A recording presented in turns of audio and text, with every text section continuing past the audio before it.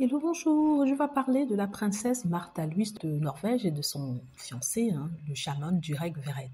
Ceux-ci vont se marier en août, dans les semaines à venir, c'est-à-dire le 31 août plus précisément, un mariage qui aura lieu dans la villégiature de Geiranger. En fait, c'est un mariage qui n'est pas vraiment controversé. Ce sont plutôt les gens qui en font toute une histoire par rapport à cela. C'est tout simple. C'est une femme qui a rencontré un homme, même s'il est chaman, et qui a décidé de l'épouser. Le problème, c'est qu'elle est une princesse et que lui est noir et qu'il a cette profession. Déjà, c'est pas étonnant vu qu'elle-même, elle est dans le spiritualisme, elle est dans tout ce qui est ésotérique, donc ça ne m'étonne pas qu'ils soient ensemble. Mais ça dérange certains pour plusieurs raisons. Premièrement parce que il est noir, ça c'est évident. D'ailleurs, il y a eu beaucoup de critiques. On souhaite même qu'elle perde son titre.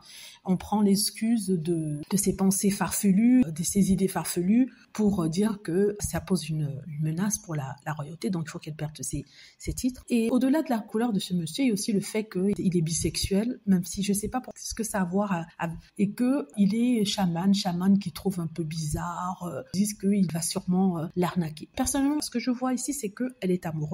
Je suis sûre qu'elle a des personnes dans son entourage pour la conseiller, si vraiment elle est si en danger que ça. Comme je disais, ils vont se marier.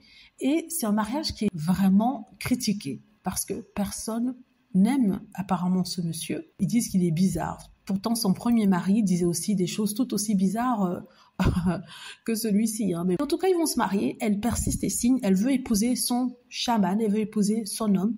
Elle l'aime. Ils sont depuis longtemps ensemble. Ils se sont rencontrés en 2019.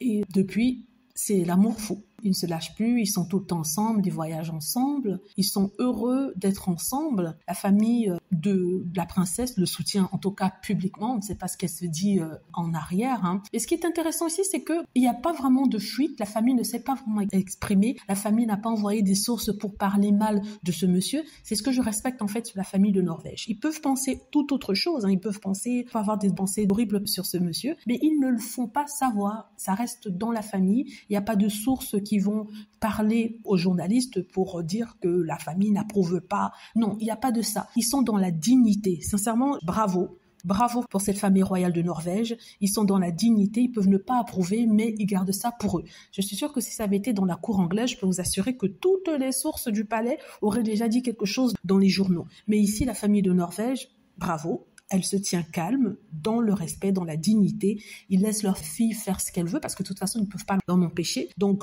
elle va se marier, advienne ce qu'advienne. Si ça devient toxique, comme le prédisent, ou peut-être le souhaitent certains, pour se donner raison, je suis sûre qu'ils feront quelque chose.